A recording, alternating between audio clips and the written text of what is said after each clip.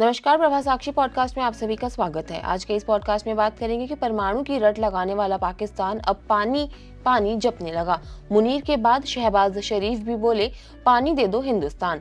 तो आइए सुनते हैं आज के इस पॉडकास्ट को, लेकिन उससे पहले अगर आपने हमारे चैनल को सब्सक्राइब नहीं किया तो जरूर कर लें, ताकि आप रोज ऐसे ही इंटरेस्टिंग और जानकारी पूर्ण पॉडकास्ट सुन सकें। भारत पाक सैन्य संघर्ष के दौरान पाकिस्तान बार बार परमाणु बम से हमले की धमकी देता रहा, लेकिन अब जब भारत ने उसका पानी बंद कर दिया है तो वह परमाणु की रट लगाने की बजाय पानी पानी रटने लगा है। पाकिस्तान के प्रधानमंत्री शहबाज शरीफ से लेकर सेना अध्यक्ष मौलाना मुनीर तक दिन रात पानी की बात कर रहे हैं। हम आपको याद दिला दें कि भारत ने पहलगाम में 22 अप्रैल को आतंकवादी हमले के बाद सिंधु जल संधि को स्थगित करने की घोषणा की थी। शुरुआत में पाकिस्तान को लगा कि यह महज एक ऐलान भर है, लेकिन जब वहां पानी के लिए त्राहिमाम की स्थिति आने लगी तो उसे समझ में आ गया कि उसे कितना बड़ा झटका लगा है। भारत ने विभिन्न मंचों से यह स्पष्ट कर दिया है कि सिंधु जल संधि स्थगित रहेगी। यह देख अब पाकिस्तान के नेताओं और सेना को कोई उपाय नहीं सूझ रहा है, तो वह अब धमकी देने पर उतर आए हैं। हम आपको बता दें कि पाकिस्तानी प्रधानमंत्री शहबाज शरीफ ने पानी को हथियार के तौर पर इस्तेमाल किए जाने को खारिज कर दिया और कहा कि पाकिस्तान भारत को संकीर्ण राजनीतिक लाभ के लिए सिंधु जल संधि को स्थगित रखकर लाखों लोगों का जीवन खतरे में नहीं डालने देगा। शहबाज शरीफ ने तजाकिस्तान की राजधानी दनचाबे में ग्लेशियरों के संरक्षण पर 3 दिवसीय अंतर्राष्ट्रीय सम्मेलन को संबोधित करते हुए भारत पाकिस्तान द्विपक्षीय सिंधु जल संधि का मुद्दा उठाया।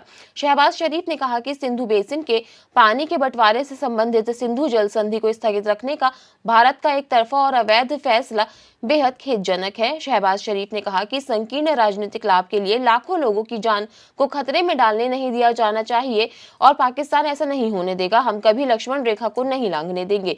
शहबाज शरीफ ने अपने भड़काऊ बयान में गाजा संकट की भारत पाक जल विवाद से तुलना करते हुए भारत पर जल को हथियार बनाने का आरोप लगाया। शहबाज शरीफ ने गाजा में मानवीय संकट की तुलना भारत के साथ जल विवाद से की और भारत पर जल को हथियार की तरह इस्तेमाल करने का आरोप लगाया।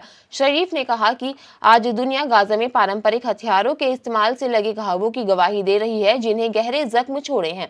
लेकिन इतना ही नहीं, अब हम एक और चिंताजनक गिरावट देख रहे हैं, वह है जल का हथियार के रूप में प्रयोग। शहबाज शरीफ ने दावा किया कि भारत जल को दबाव बनाने के साधन के रूप में इस्तेमाल कर रहा है। उन्होंने चेतावनी दी कि इस्लामाबाद भारत को रेड लाइन पार करने की इजाजत नहीं देगा, जिससे लाखों लोगों का जीवन खतरे में पड़ सकता है।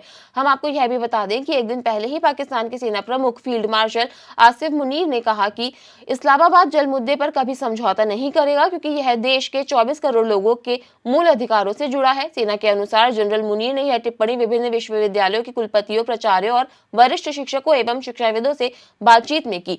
उन्होंने कहा, पाकिस्तान कभी भी भारतीय आधिपत्य को स्वीकार नहीं करेगा। मुनीर ने कहा, हम 24 करोड़ पाकिस्तानियों के इस बुनियादी अधिकार पर कोई समझौता नहीं होने देंगे।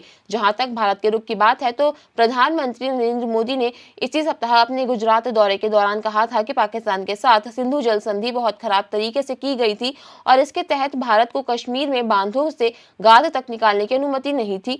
मोदी ने कहा, सिंधु जल संधि पर बहुत खराब तरीके से बातचीत की गई थी, इसमें कश्मीर में बांधों से गाद निकालने तक की अनुमति नहीं थी। उन्होंने पाकिस्तान पर निशाना साधते हुए कहा कि हमने सिंधु जल संधि को स्थगित कर दिया है, अपनी तरफ बांधों की क्षमता बढ़ानी शुरू कर दी है और वे पाकिस्तान परेशानी महसूस कर रहे हैं।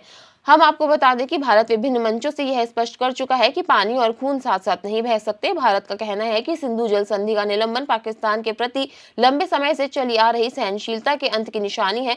हम आपको याद दिला दें कि दोनों देशों ने जल विवाद को सुलझाने और सिंधु बेसिन की 6 मुख्य नदियों के पानी के बंटवारे के लिए 1960 में सिंधु जल संधि पर हस्ताक्षर किए थे। आज के लिए इतना ही। अगले पॉडकास्ट में किसी और मुद्दे पर देंगे आपको विस्तृत जानकारी। तब तक के लिए जुड़े रहें प्रभा साक्षी के साथ।